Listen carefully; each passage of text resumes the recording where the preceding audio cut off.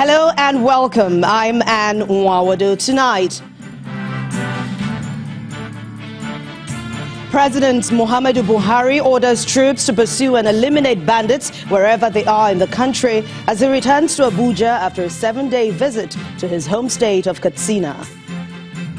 At least 9 people, including mourners, confirmed killed as gunmen attacked 2 communities in Katsina Ala local government area of Benue State. Flood renders many families homeless in Mina, the Niger State capital, and 4 local government areas in Jigawa State following heavy rainfall.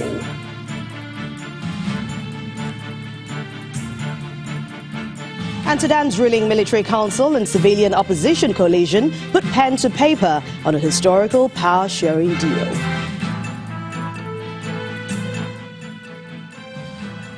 On Business News tonight, the former President Olusegun Obasanjo calls for increased lending to support agriculture businesses across the country. On Sports News tonight, Barcelona confirmed Luis Suarez's indefinite injury-induced layoff after a 1-0 loss to Athletic Bilbao in the Spanish La Liga opener.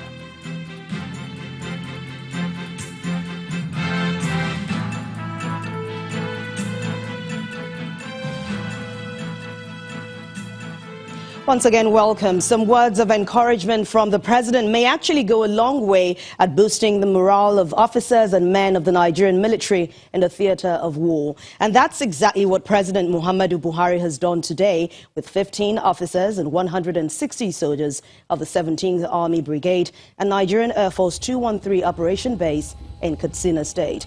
The president wants them to be more spontaneous in restoring peace in the country, especially in states troubled by bandits. He especially ordered them not to spare bandits that have been killing and extorting innocent citizens. He also gave them the assurance that the federal government will provide all the necessary support for restoration of peace in Nigeria. He was speaking at the Umaru Musa Yar'Adua Airport in Katsina State today.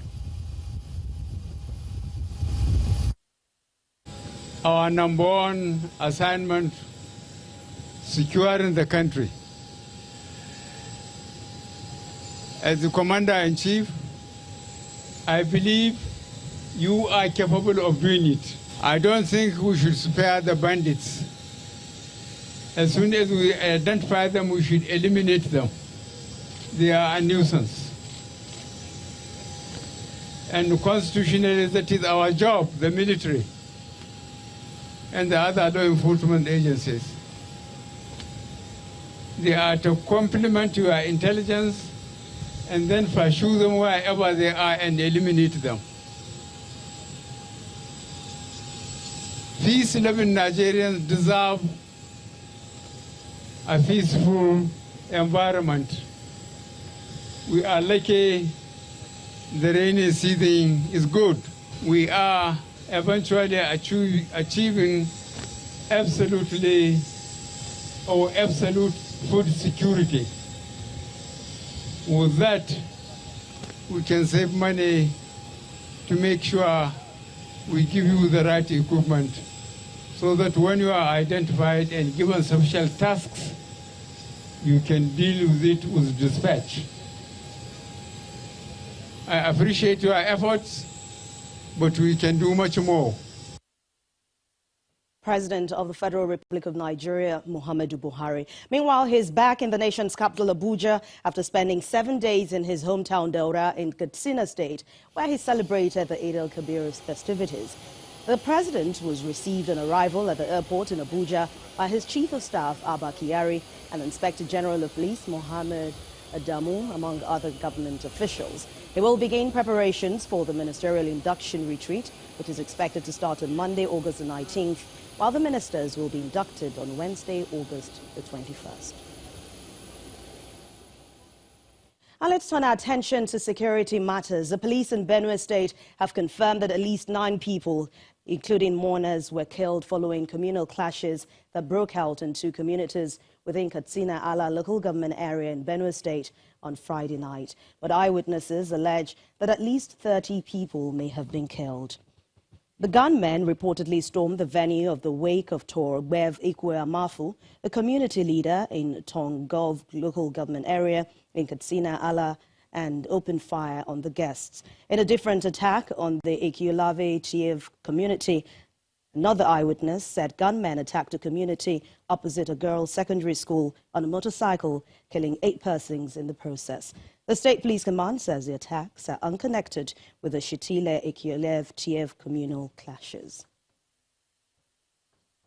In the meantime, the former military president, General Ibrahim Babangida, wants Nigerians to work for the unity of the country because, according to him, there is no home like Nigeria. The former military president mentioned this while marking his 78th birthday with a major prayer point for Nigeria, that the country will remain as one indivisible nation. General Babangida, who was speaking at his hilltop residence in Minna, where members of his family and even his friends celebrated with him.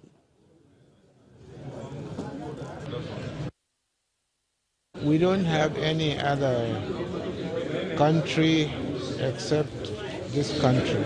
So we must all work together, men and women, young and old, to make sure that this country survives, the unity of this country is maintained, and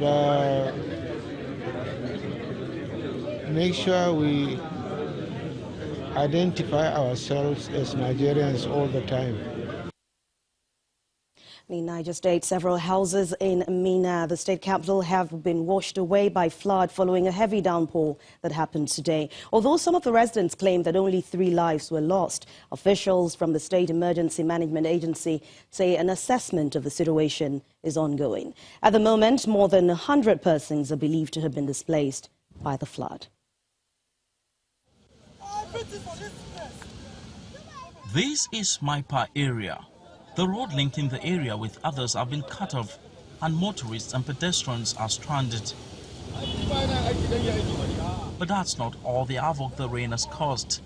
Houses numbering over 20 have also been affected. The residents who are trying to salvage some of their property recount how it all started. We just wake up, find water in our toilet, in our bedroom, in our parlors. All our belongings are floating on the water. We've been having this water issue for a very long time, and we pray that the government should do more. That's why we've heard that they say they have made effort. We need more from the government. Yes, it's their fault. They blamed the disaster on the abandonment of the construction of drainages embarked upon by the state government and the lack of water channels in some areas. They've started the construction of the main drainage, but as soon as they start entering inside the area, they've abandoned the project. While some residents allege that 3 lives have been lost, the State Emergency Management Agency says assessment of the situation is ongoing and cannot ascertain the level of damage that might have been done.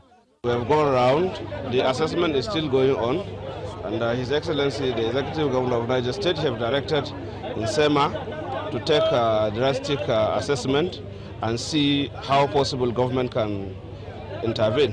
But there are so many houses, we are still taking the inventory, so we keep updating you as the situation unfolds. The Deputy Governor and other government officials are also out to see for themselves and to determine how the state government can intervene. We discovered that dumping of refuse has also caused it. Number 2, we discovered that the water is not well channeled. All what we need to do is to channel the water very well to ensure it accommodates the water volume that is come from the source. Government to intervene, but government don't have the capacity to pay all to what has happened to them. We can only cushion the effect. To want to appeal to them to remain calm and then remain law-abiding citizens. The people said that this is not the first time this particular area will witness flood disaster. So hopefully the state government will rise up to the occasion, and the people also will learn to imbibe healthy environmental practices. From Boso local government area of Niger State, Emperor Simon, Channels Television News. And from Niger State, we head to Jigawa State, where a similar incident occurred today. Several people have been rendered homeless after flash floods destroyed houses in 4 local government areas of the state. The flood, which began after a heavy downpour on Thursday, caused an overflow of the Hadija Jamari River, which resulted in the flooding of Mega, Guri, Hadejia and Kogama local government areas. Displaced families are currently taking refuge in schools around the state. According to the Deputy Governor of the state, Omar Namadi, who visited the area. Pumping machines have already been deployed to evacuate floodwaters, while trucks are creating sand walls to prevent a recurrence. And in Benue State, the governor, Mr. Samuel Ortom, today closed his defense at the governorship election petition tribunal, sitting in Makurdi, the state capital. At the proceedings, Governor Ortom's lawyer, Mr. Sebastian On, told the tribunal that the cross-examination of the petitioner's witnesses and their failure to sign the witness statements on oath underscore the petitioner's inability to prove the allegation of irregularities at the polls. But the counsel to the petitioner, Mr. Kehinde Eleja, believes that the petitioner has proven its case of overvoting, an allegation which was dismissed by Governor Ortom's lawyer. Petitioner, who is a star witness, his witness statement wasn't signed. The second star witness, that is the person who covered the petitioner's case for the entire state, his witness statement was also not signed. And then through the act of cross-examination, in our own humble estimation, we also did justice to the case of the second respondent. So, under our laws, the petitioners have the sole and singular duty of proving their case. We don't have any duty at all to prove anything, except if they prove to some extent, then we have a duty to disprove. Our case is that, look, if you go by the records containing the card readers, vis-a-vis the votes that was ultimately returned, there is irreconcilable differences, which is evidence of irregularities at the election, among others. Well, like I said, we put our case across. They called a witness yesterday in response to 59 witnesses that we called, and of course we cross-examined him accordingly. It is for the court ultimately to decide whether or not card reader is relevant to this election. But I believe that we have done the needful, and we are hopeful for the best. For Nigerians to maximize and fully enjoy the benefits of the Correctional Service Act of 2019, newly signed into law by the President, there is need to tinker with the issue of administration of justice. And that's the view of the Attorney General and Commissioner for Justice in Ekiti State, Mr. Olawale Fakbonda, who is advocating an interface among all the criminal justice stakeholders, especially for better conditions of service for the police and the judiciary. Mr. Fakbonda, who served as chairperson, Inter-Ministerial Committee on the Review of the Prison Act, said this in an interview with our judiciary correspondent, Shola Shuyeli. The act by itself will not solve all our prison problems. We have said so severally. There is still the whole issue of administrative justice reform, which is crucial. The prison is just one component of a whole institutions that are required to achieve efficiency in prison administration. So, you have the Administration of Criminal Justice Act at the federal level and law in some states. Obviously, there has to be an interface, Another issue that we have raised, another important institution that we keep raising that is very important to achieving prison reform is the police. Just like the prisons, the last time the police act was reviewed was many, many years ago. We have said again severally that we cannot hope for effective policing that will eventually lead to arrest of offenders if we don't have an appropriate legal framework for the police. So I hope that going forward, both the National Assembly and the Presidency will look again at what many, many people have said. There have been multiple committees on the need to look at the Police Act again and, enact, a legislation that makes sense, not to the police, but also helps our criminal justice system. Judiciary is crucial again in that. We've talked about judiciary reform for forever, When we talk about judiciary, emphasis is always, placed on Supreme Court, Court of Appeal, High Court. But many of those who are in prisons actually today are there because of, decisions of magistrate courts. We need, and across the country, across the 36 states of the Federation, lower court judges are suffering, whether I call them magistrates or area court judges. Their conditions of service are nothing to write home about. In part two, after the break, we turn our attention to the challenges in the health sector and what the coming Minister of Health needs to do to revamp the sector. Please stay with us.